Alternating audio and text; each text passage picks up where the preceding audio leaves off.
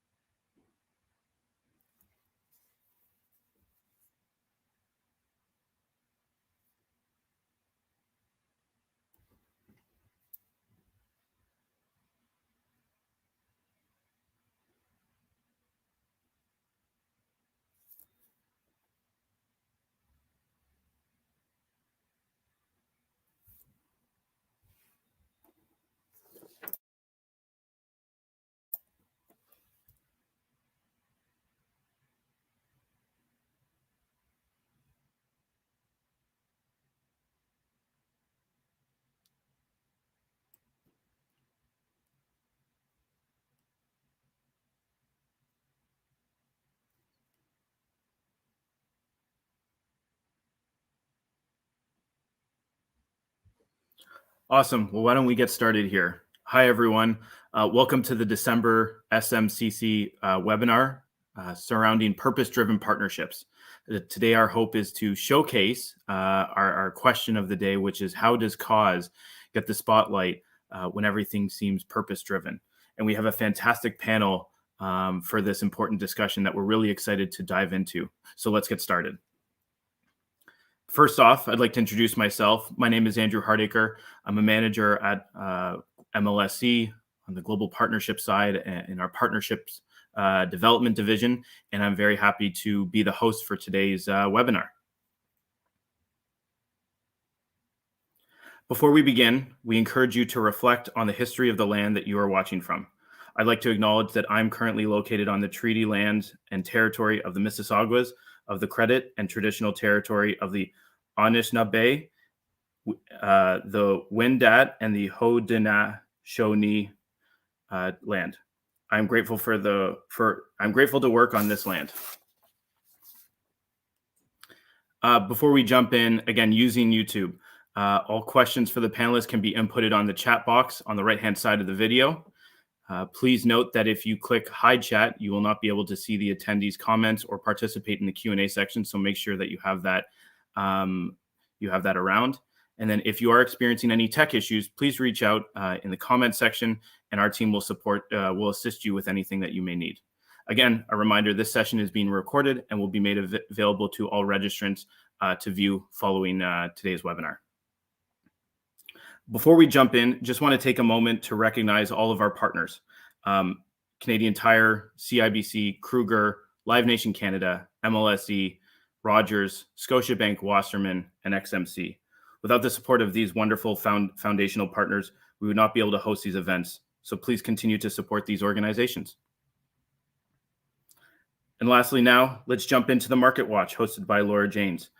Laura is the Vice President at IMI International. Well, over the past 10 years, Laura has worked with 100 plus clients in over 60 unique categories. Her specialization and her passion is cause marketing. Laura leads all of the IMI cause marketing insights, including custom studies, syndicated efforts, and content-based practices. Her purpose is clear: invest to do good and do good to make a difference. Over to you, Laura. Thank you, Andrew, and thanks to the SMC team for having me today to talk about this important topic. So what we're going to be talking about today is the principles of driving cause engagement in a purpose-driven market. If we go to the next slide, there's 4 or 5 different news articles that speak to brands with purpose, the importance of brands driving purpose. And even this morning, I looked up, I Googled this, and there's even more articles that are coming out every day, almost every hour. It's a hot topic for brands in general to start thinking about how they can drive purpose and reach their consumers through that. So if we go to the next slide, the key question really is, how important is purpose overall to Canadians? Is it something they do care about? Well, it's true, they do care. On the left-hand side, you can see about half of Canadians say if they're aware of a brand that has a purpose, about half of them care about that. But what's more important is on the right-hand side is if a brand has a purpose that I specifically relate to, it's something that's meaningful to me, that number jumps to about 2 in 3 Canadians. So it's really about knowing your audience and making sure their attention and knowing their intention is stronger if they actually relate to your purpose, not just know that you have a purpose. So on the next slide, we'll look at what exactly is purpose? How do consumers define it? So we asked this question in Canada, US, UK, in their own words, ask consumers, how do you define purpose? What really came through was not necessarily cause, but intention, goal, reason for being, aim, motive, and usage. So this is how consumers define in their own words what purpose is. But as you'll see, cause does have an element to this. If we go to the next slide, where does not-for-profit, cause, charity fit within this overall purpose-driven world? Knowing it is something that's important and knowing that how consumers define purpose overall. So how do consumers define cause overall? Well, if I take a step back, even before I talk about cause, when we ask about charity, the words, again, in their own words that come out are generosity, kindness, all of those kinds of words that we know, great things that charities in Canada and globally are doing. When we take it to cause specifically, we see a lot of overlap between purpose and cause. And in fact, when we ask consumers, what does cause mean to you? Purpose comes out. So there really is crossover between the two. But as a charity, it's easier to have that clear purpose. Charities have a mission, what they're trying to do, how they're trying to help, whether it be research, impact, or all of those things.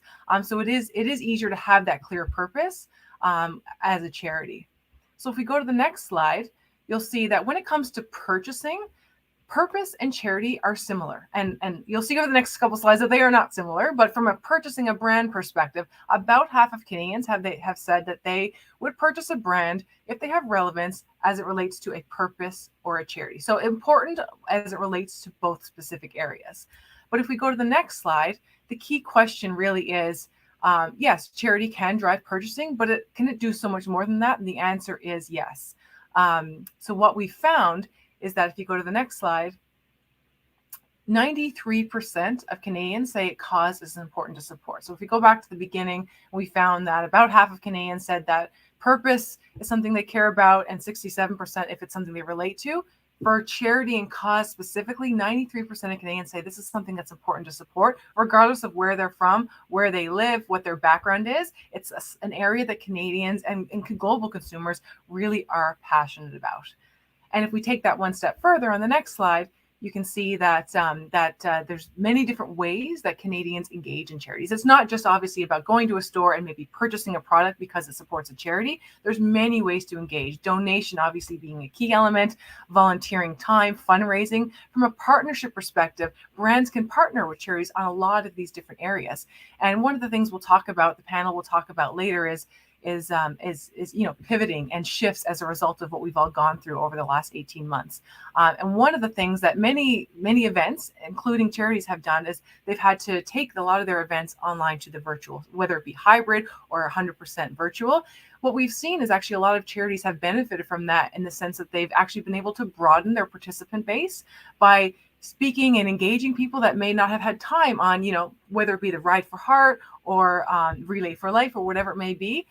They may not have had time on that specific day, but now that it's been broadened to a hybrid world, it's another way that charities are helping Canadians engage with them across all the different touch points.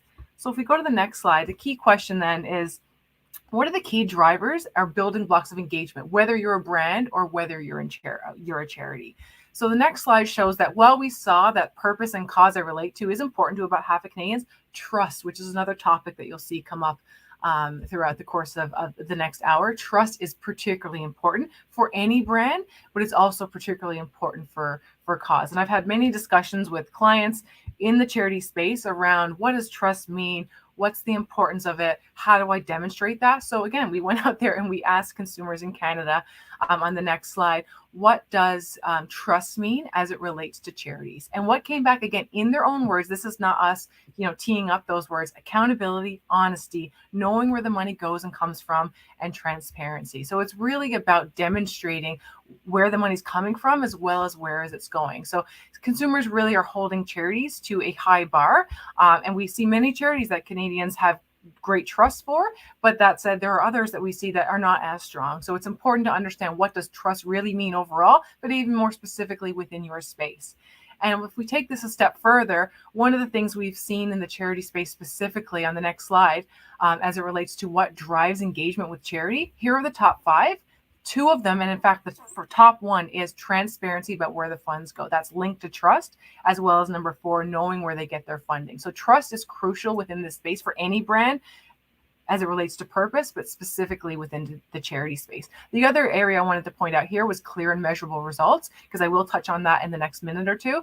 Clear and measurable results is number 2 in terms of engagement, and it is linked to transparency about knowing where the funds go, because it's about that honesty and transparency and making sure you take the funding and demonstrate where it's going and how it's having an impact on the community as well as across Canada.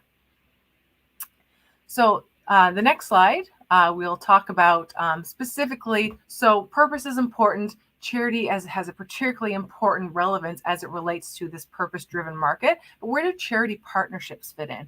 What we found on the next slide is that whether you're a sports league, a music property, or a cause, there is tremendous opportunity to engage Canadians, and cause has the ability to stand up against other properties that have their own benefits, but cause certainly does as well. Through our Sponsors Pulse tool, we found that of the top 10 or 15 sponsorship opportunities in Canada, about half of them are actually within the cause space. We know sports are important, music is important, especially through everything we've gone through for the last 18 months, but cause is even particularly important as well. So in this purpose-driven market, it's important to keep that in mind as we're thinking about brand partnerships across all of the different areas. And on the next slide, we see that partnerships are important from an engagement perspective, but they're also important from an impact perspective. So a brand partnering with a cause has considerable ability, if executed and activated in the right way, to drive brand consideration, to drive attitudes in terms of favorability. But uniquely in this space is also that ability to drive employer engagement. So that engagement, obviously, pre-COVID could have been, going with your colleagues to a food bank and helping and feel good. But there's also elements around, employers matching donations or getting involved in something that you're involved with. There's many different ways in it, but it is in a unique way within the charity space to drive impact from that employer engagement lens. So if we go to the next slide, what's important here is that impact is not guaranteed. It's about execution. It's about activation, which we recognize in a COVID-19 world is a bit different, but we've seen many brands do that. But what's also important is how you communicate and demonstrate your charity partnership. So on the next slide, we'll see that we've seen there's many different ways we could have showcased this, but community has been a key discussion point in the Canadian sponsorship and even Canadian marketing landscape for a long time, but it's been heightened as a result, which is a good thing of the pandemic. So whether it's about products made locally, supporting the local community, supporting local children's causes, that local community element is a key way that brands, partnerships, whatever it may be, can really help drive and demonstrate that impact. So the last slide I wanted to leave you with before I get into final thoughts is a case study on Street League UK. Many of you may have heard about this charity that operates in Scotland and a couple other countries within the United Kingdom. But what it really does is leverage the power of sport to tackle poverty. And what I really wanted to highlight here is they have an impact dashboard. And what they've said even on their website is, yes, we have an annual report. That's important for some of our key stakeholders. But in terms of demonstrating that impact at a community level, they have this dashboard that's updated frequently to demonstrate how they're actually having an impact on the community. And from a stakeholder and partnership perspective, they've actually partnered with DHL and many other great partners actually, but I just wanted to highlight this one because it does have an employee engagement element. These youth are engaging with DHL employees, and many of them are actually having placements within DHL. And actually, they demonstrated from an impact perspective that 38% of those who went on a placement are now actually working at DHL. So it's not about just overall engaging employees and consumers from an impact perspective, but also those specifically who are directly impacted and are engaging with the charity specifically.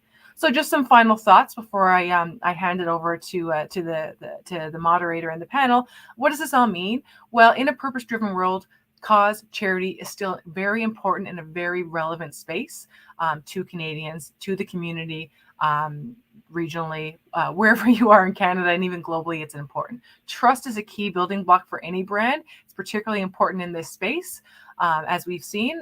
So it's important to keep in mind what it means for your brand, for your space, as well as even your partnership going forward. And then finally, demonstrating local impact, again, for any charity, for any brand, but even as brands come together from a partnership lens, demonstrating what those two brands are doing together, like the DHL and Street League UK partnership. That's crucial to demonstrating what we can do going forward. And with that, I have the pleasure of introducing our moderator, Tanya Little, Chief Development and Partnership Officer at Food Banks Canada. Tanya Little has been honing her experience as a fundraising and marketing executive and consultant in local, national, and international social sector organizations on campaigns ranging from $3 to $260 million for almost 24 years.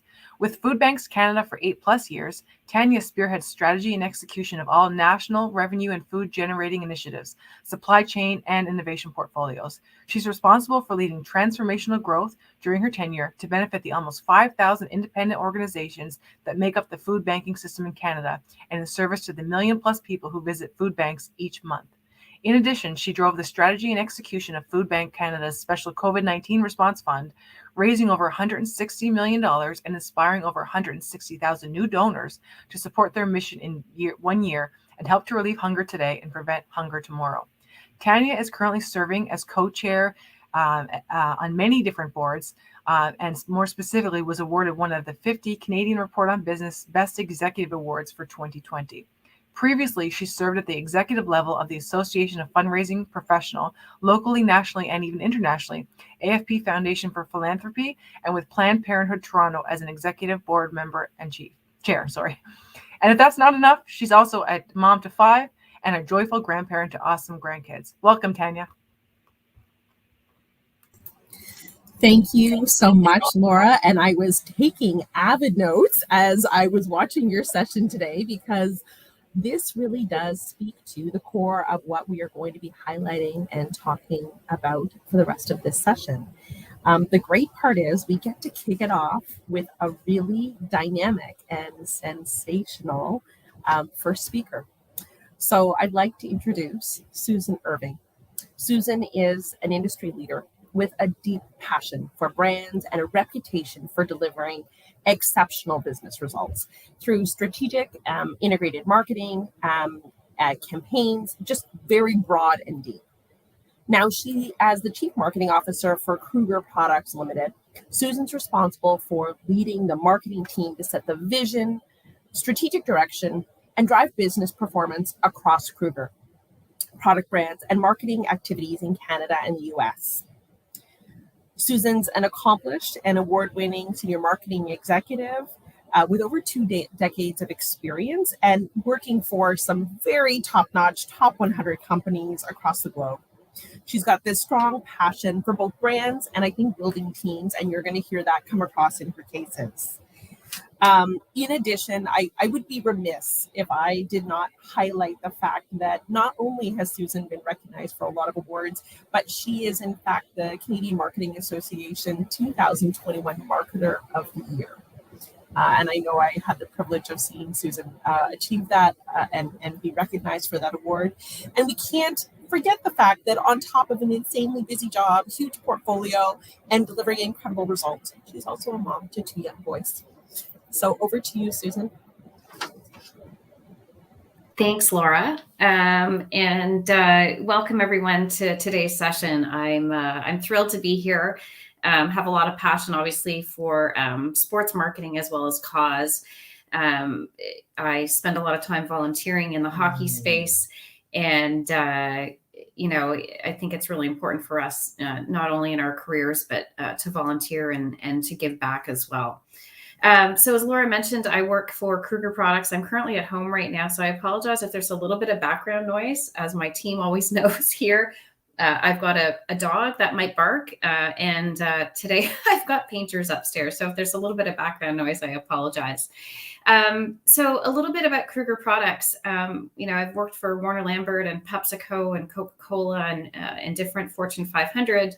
You say the company name, you know what it is. With Kruger Products, a lot of people don't know what Kruger Products is, but we are the manufacturers and leading manufacturers of well-known tissue brands here in Canada and the US, with Cashmere Purex, Sponge Scotties, as well as White Cloud in the US. So just a little bit of background of our organization. And I'm sure you can relate if you're in the CPG space or even just a consumer. We've had obviously a crazy couple of 2 years with the pandemic. And who knew bathroom tissue was going to go out of stock, and that was going to be one of the core items that consumers were loading their pantries with. So really quickly, just in terms of Kruger Products, I'm going to show you a little bit of a video, and it's really going to showcase what we're all about and all the causes and charities that we give back to. Our mantra, our vision is all about making everyday life more comfortable. So hopefully you'll see in that reel, in terms of manufacturing great brands, of which obviously have 100% household penetration and that consumers use on a daily basis. We do everything we can, being a Canadian company, to give back in the communities in which we operate. So if you can play the video.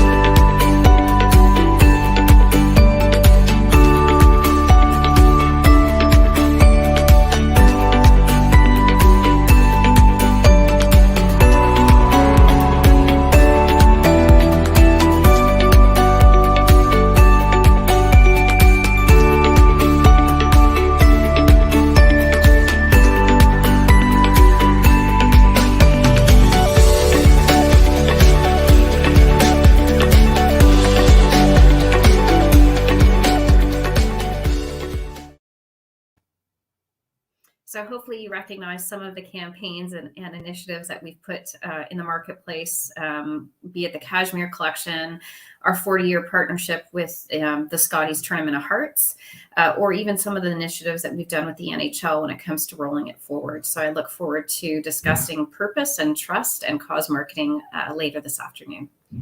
Back to you, Laura. Hi there. Thanks so much. Thanks so much, Susan. It's great to see all the different ways Kruger is partnering with their brands to bring purpose to life really meaningfully across all your stakeholder groups. So thank you very much for that. And we'll look forward to welcoming you back shortly. Next up, I have the absolute pleasure of introducing Robert Wichow. So Robert joined the Jays Care Foundation, the charitable arm of the Toronto Blue Jays, as executive director in 2015. He has over 25 years of multidisciplinary experience with a number of international business development, sales, and marketing operations globally. And after extensive private sector experience across a number of different areas, Robert joined the not-for-profit sector, where he worked with a few very prominent national multinationals like the Sick Kids Foundation and Right to Play. Robert is also a very active member of community with a number of not-for-profit boards and served on the Government of Ontario's Healthy Kids panel to help reduce childhood obesity. I think it's also really important to note that while in the last 2 years, sport felt like it got disrupted a whole lot of times, the Jays Care Foundation continued to step up for community, designing and delivering innovative programs for Canadian children and youth from coast to coast to coast. And in fact, in 2020, the Toronto Blue Jays were recognized with the Major League Baseball's Alan H. Selig Award for philanthropic excellence and nominated for a number of other awards. I know I can speak how incredible it has been to work with the Jays Care Foundation because of an incredible partnership that we had the opportunity to work on with the Jays Care Foundation. So over to you, Robert, to highlight some of the exceptional work your organization does. Well, thank you very much, Tanya, and thank you to everyone at SMCC, not only for the opportunity to be here, but also for being such a great group to work with. It's been a real pleasure and very easy. If you hit the next slide, I'll tell you a little bit about Jays Care Foundation.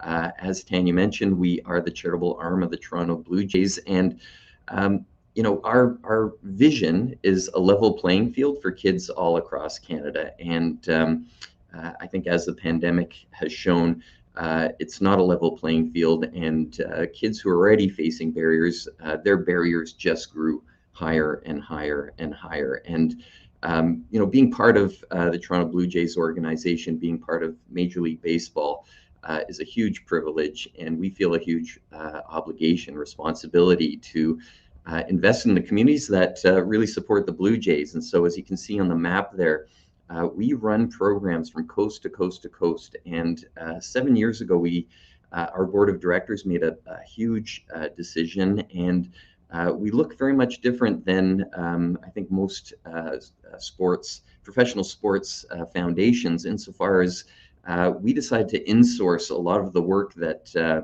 and the impact that we wanted to see.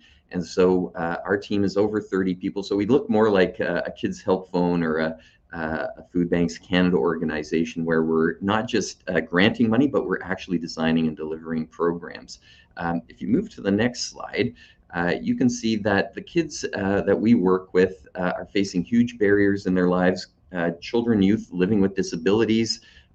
These kids rarely get a chance to play organized sports and get all of the life skills that come with those opportunities.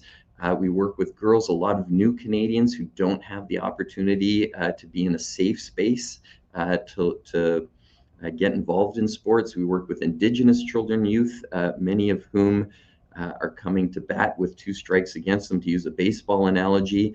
And we work with kids living at or below the poverty line. And so our mission is really to level that playing field, give kids who don't have equal opportunities the chance to step up and achieve their dreams. If we go to the next slide, we do also invest in infrastructure. In the last 10 years, we've invested in safe places for kids to play. So we complement our programming with our investments and create safe places for kids to play. I'd like to play a quick video of one of our programs, which is a program we call Indigenous Rookie League. We've been working with in partnership with Indigenous communities for over 10 years now, and this is a quick video. It's still a rough draft that we've put together to thank some of our sponsors, and it gives you an idea of sport for development and how we use sport to impact communities. I love pitching and getting people out. We're hardworking. We love the sport of baseball. Just know we'll give it our heart. I'm here because I want to play baseball. Baseball for life. Well, I was growing up in Kenora. I've never had anything like this. It's such a treat to see kids back on the field playing and cheering each other on. This is exactly the work that Jays Care Foundation hopes to do. You get to socialize with other communities and create friendships. Being able to see the kids grow in their skill level, it's been pretty emotional. Lots of teams coming together today, again, in a safe way. We're playing baseball and having fun. feels really good, especially to come back out. It is amazing that everyone is out here. They're very resilient. They inspire me every day. Being partnerships with Jay's Care Foundation, they have my heart. They have my soul. Like, the support that they give us, it makes me really proud being here representing Treaty 3 and the Indigenous Rookie League. The power of sport is amazing. I'm so privileged, so happy to be a part of it.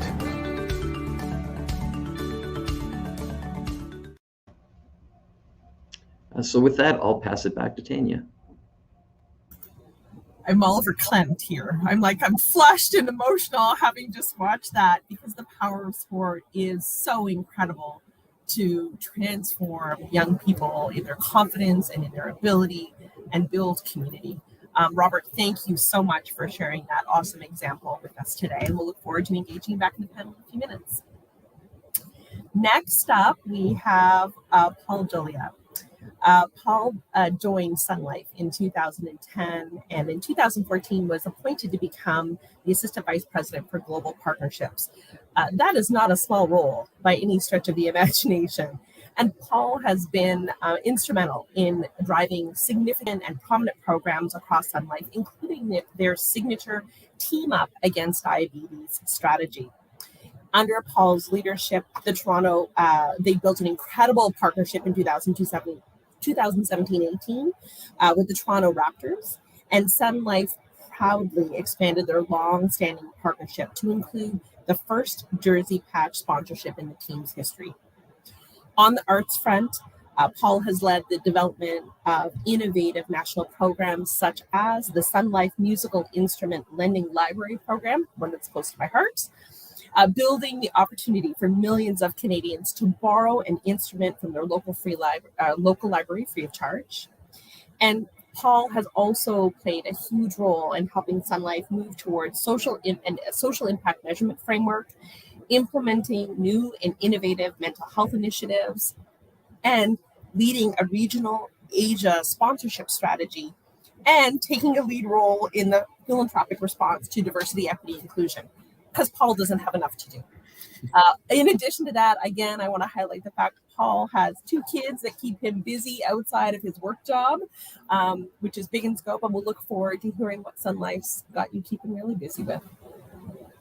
Awesome. Thanks very much, Tanya. And like my colleagues, real pleasure to be here with all of you today. So just we'll go to the next slide here, just my first slide here. So just to give everyone a quick perspective, my team at Sun Life and oversees all of our philanthropic giving and our sponsorships globally. So from a geographic standpoint, that includes Canada, the US, and then 6 different markets in Asia. So what we really do is set the strategy for both areas on a global basis, both philanthropy and sponsorships. But then given our geographic presence here in Canada, we also then oversee really the development and activation of our partnerships in this market here. So what I'll just do here is just give you a quick overview of our strategies, just really to set the context for what I'm sure I'll be talking about a little bit later. So in terms of our sponsorship strategy, we really look to try to leverage, pro sport to, drive brand awareness and drive familiarity and certainly to drive our business objectives as well.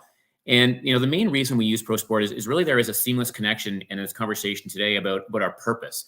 We've got 2 different parts to our purpose, one of which is to help individuals live healthier lives. So obviously a very seamless connection there with pro sport. And then we also leverage it in order to drive emotional connections with key stakeholders. And then the last point here really gives us a platform to develop grassroots programs against, notably which then links to our philanthropic programming. So on the other side of this one, from a philanthropic standpoint, we underwent a pretty major refresh of our philanthropic strategy in 2020. And just to highlight a few things here. So the main objective of our philanthropic strategy is really to drive measurable social impact. So the primary rationale for our investments in the community is outwardly looking. And as Susan said, how can we, better the communities in which we live and work? And that's important to us at Sun Life as well. Again, using our purpose as our North Star, how can we help people live healthier lives? We're focusing our investments and philanthropically around health, with diabetes prevention being our global cause and our local cause here in Canada being mental health. In terms of then our target audience for our donations, it's really looking at how do we help those individuals who need help the most. So in general, populations that are at risk, underserved, are lower socioeconomic standing, and then in Canada, particular focus, and I would say more so of late on Black and Indigenous communities. And I will say, though, that our focus on funding diverse populations is new to us at Sun Life. It started specifically this year and budgeting for it this year as well. And it's become a major focal point of our investments this year, and it will be on a go-forward basis as well. And I'm sure I'll be talking more about that today a little bit later on. So just a very quick overview here of the team and what we do, and I'll stop it there, and I look forward to the rest of the conversation.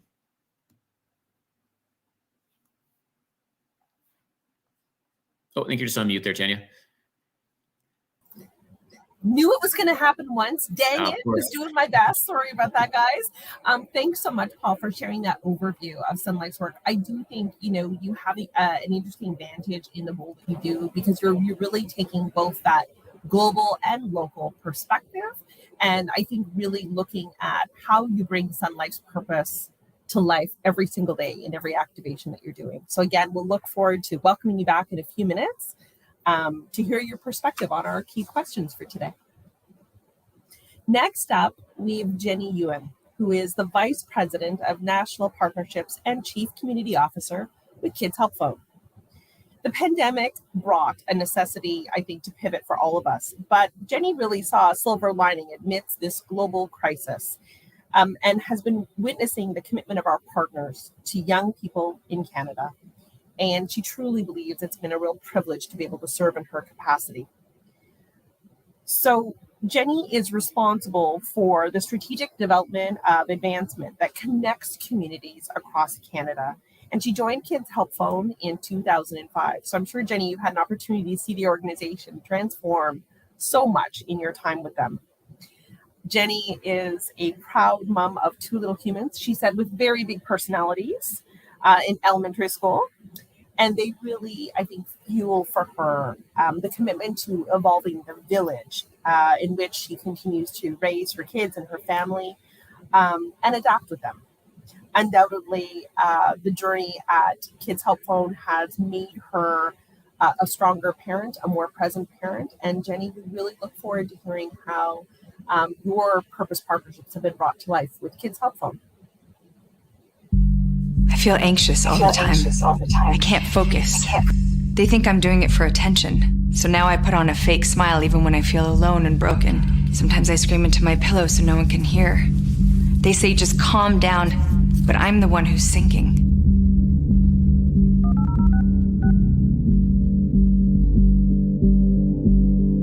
Anxiety isn't just for grown-ups. Every year, millions of kids reach out to Kids Help Phone. I'm so mad. No one said anything today. They just acted like it was any other day. My brother died 3 years ago, and we've already stopped talking about him. He always found a way to make me laugh. I miss him every single day, and we're already pretending like he doesn't exist.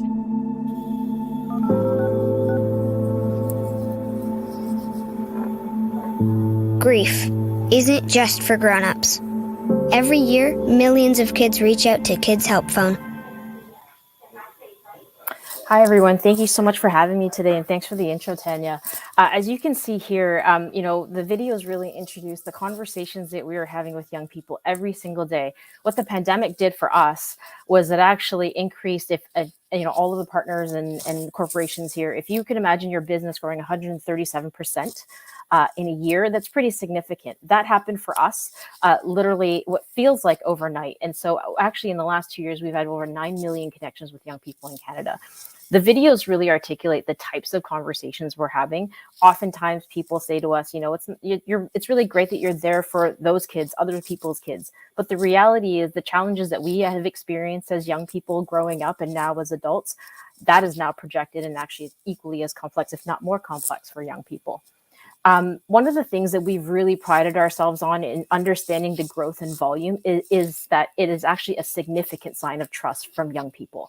The fact that we are a service that requires them to reach out to us, we can only be there in awareness, but it actually requires them to have the courage to reach out. So the fact that 9 million connections has been this significant really shows that young people and the young people that we serve are tremendously see Kids Help Phone as tremendously trustworthy. And then on the flip side is then when we're working with partners and we're trying to identify the populations that they are and the stakeholders that they're wanting to engage with, we have the data behind us to say, well, if you want to reach X community or have exposure in X community, here's what we know about it. So that trust factor, while on the front line of our service, actually translates to the partnerships that we build. And what's really been incredible for us and knowing is that we measure all of it. We have to measure the value of our brand so that we actually know what we're bringing to the table as a partner, so that we're not overselling or underselling what our value proposition is. So being able to really engage based in data and based in transparency and impact, which was, at the top of the conversation today, has been absolutely incredible in terms of leveraging and fueling our partnerships from previous, but obviously through the pandemic. And the momentum that you're seeing is really what we are in the stage of right now as we look past the pandemic, which we hope will be soon, but we know, there'll be a tail to this. So back over to you, Tanya, and I look forward to the conversation with fellow panelists. Thanks so much, Jenny. I have borne witness to what's been happening with Kids Help Phone, and we know issues of mental health have impacted the Canadian society as a whole, but have been, I think, especially difficult for our young people. So we're certainly grateful that Kids Help Phone was up for the challenge and stepped up to meet the community. Thank you for that. So we're going to be welcoming back our full panel. Hi, everybody. Welcome back. So we're going to kick off and we're going to pick up on some of the themes we've seen through the presentations that we've had today. And the first area we're going to really focus in on is trust. So Susan, I'd like to ask you specifically, what is one element that has shifted how you build and maintain trust with stakeholders? Laura's presentation was really great just in terms of talking about purpose and trust. And I mean, for us, I think the big pivot given COVID has been communication. And when I talk about communication, that's communication with our colleagues, right? Our employees, with our customers, with our communities and our consumers. So basically our four C's. And it's really been, I'd say over the past 2 years about communicating more often and communicating with honesty and transparency. And you saw that in Tanya's presentation. When the pandemic hit, we had to change all of our communication. We had television advertisements on Cashmere talking about, it was a luxurious ad, if you will. And then the joke at the end was, luxuriously soft, but available everywhere. Well, we weren't available anywhere. given what had happened. And, a lot of our advertising too is about functional benefits, right? If you look at, the category truths, when you talk about bathroom tissue, or even paper towel or Scotties, you never talk about the real reasons why you use those products, right? You don't talk about the fact that you go to the bathroom. You don't talk about the fact that you blow your nose or have, a bloody nose. And you don't talk about big messes. You typically talk about, the softness. So kittens and bears and things that talk about, the functional benefits. So we had a huge shift. We were the first ad coming out of COVID, first shoot in Vancouver for Canada. And the whole ad was about being unapologetically human and showing the real reasons and pulling Canadians together to talk about the fact that we all go to the bathroom, we all make messes, and yes, we all, blow our nose and have, snot, if you will.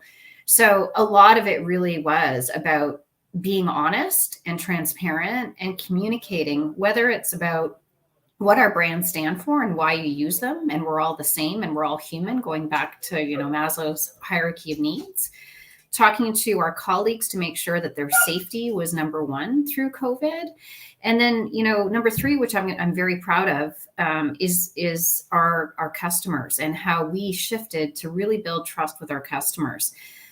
There's something called in CPG, the Advantage Survey, and it's filled out by all of our customers, be it Loblaws, Metro, and they rank all of their suppliers. And I'm proud to say that Kruger has been number one on the Advantage Survey for the past 2 years. We've always been in the top 5, but for the past 2, we've been number one. And a lot of it comes down to trust and transparency and communication and how we service our customers. Thank you, Susan. I love that the idea of really shifting your communications to talk about the humanness, because you're right. All those differentiating properties really come second, right, to what we're all experiencing and connecting, I think, back as people to just the real life of what's happening. So thank you for sharing some of the adaptations that I think Kruger did to really build trust.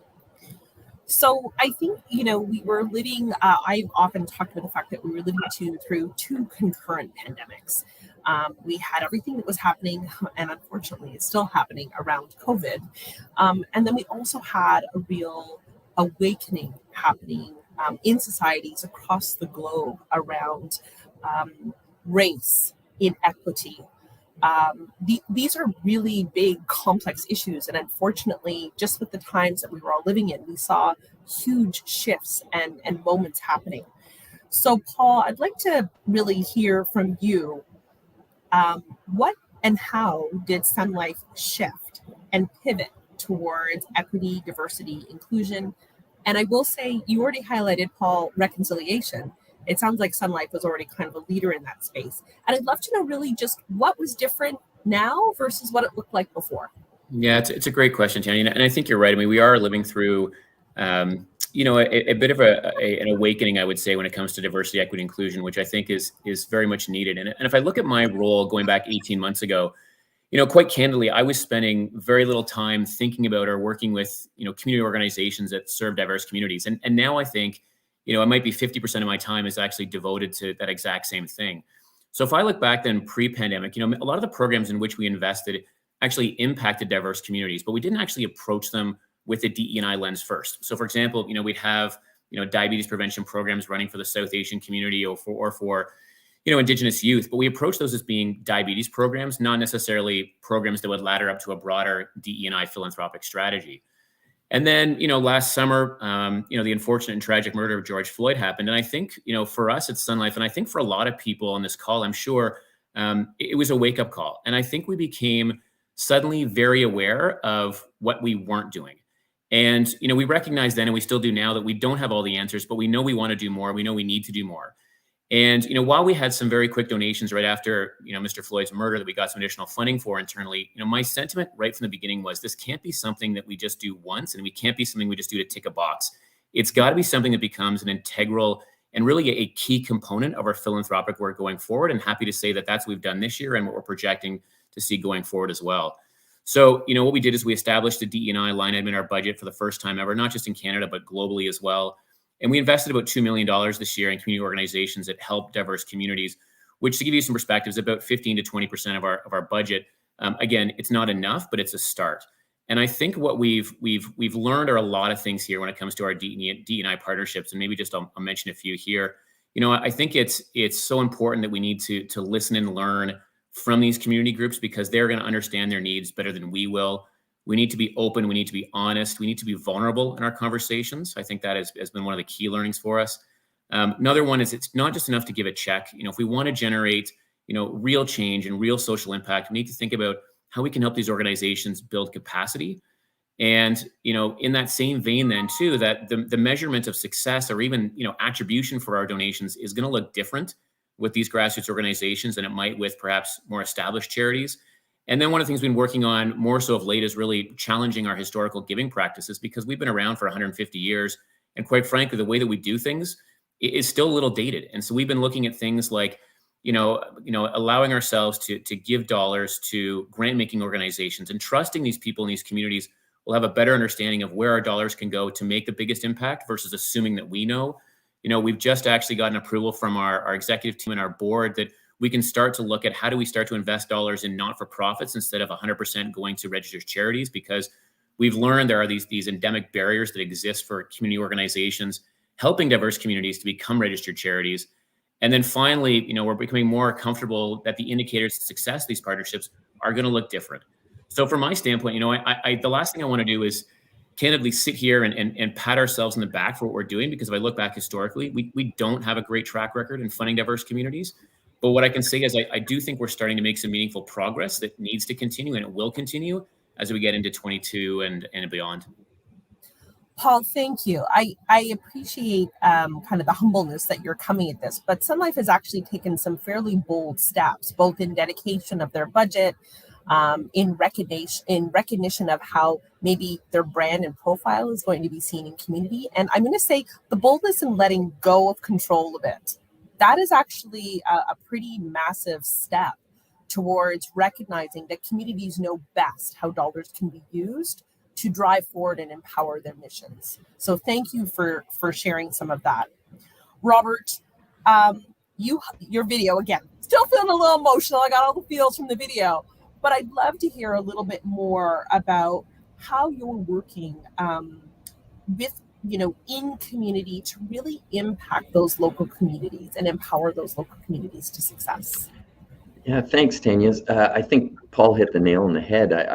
When the pandemic struck and things got locked down, sometimes as a leader, things happen in your organization that you're extraordinarily proud of. And I heard 3 weeks later that our team had contacted the families of 1,000 kids in our programs just to listen and to hear what they were concerned about, what their fears were.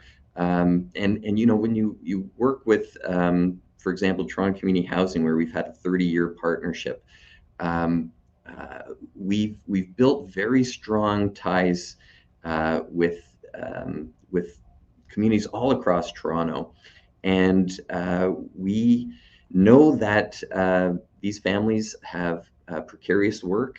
We know that they're already on the edge, and when things got locked down, jobs were lost, and so we proactively went out, listened to them, and we really shifted because we're really a programmatic organization. So we design and deliver programming, co-design programs with our partners and deliver those programs.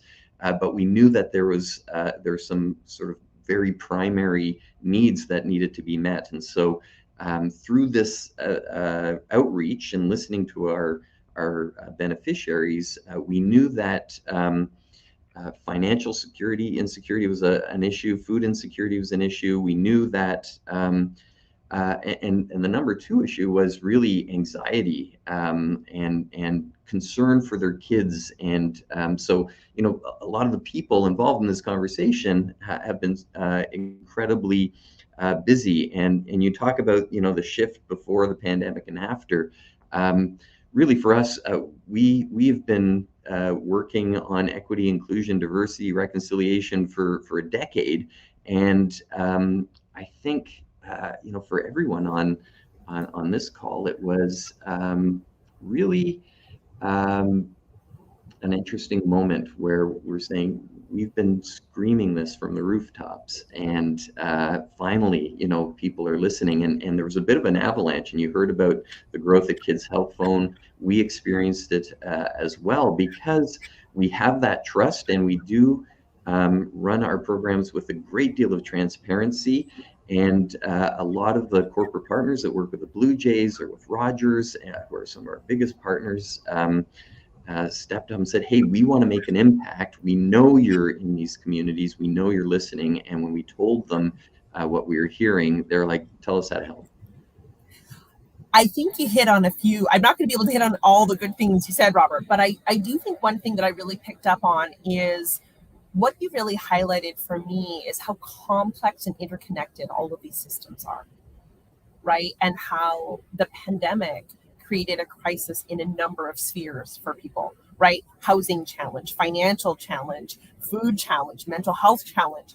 These can be overwhelming and collapsing for individuals that are dealing with them. And so I do think we're hearing a variety of stories of how people, companies stepped up. But I think what you also highlighted was really an awakening that we are seeing. It's happening. It's a ripple effect right now that's happening across every industry and across every sector.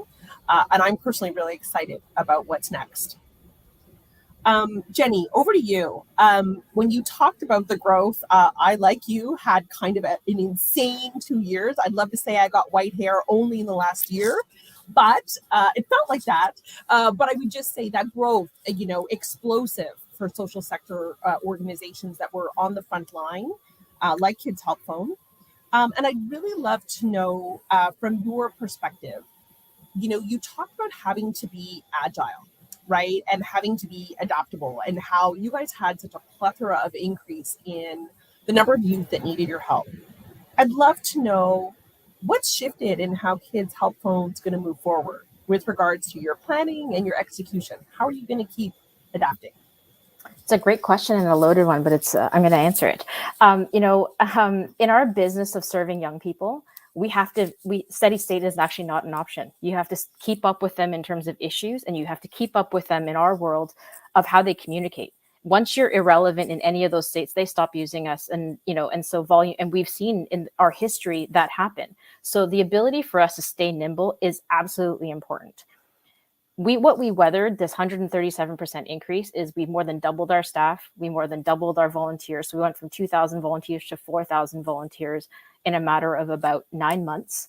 And that was really to help support our scale. And what we do know is the impact of mental health is going to have a tail. There's no question about that. And just a challenge to our well-being and resilience.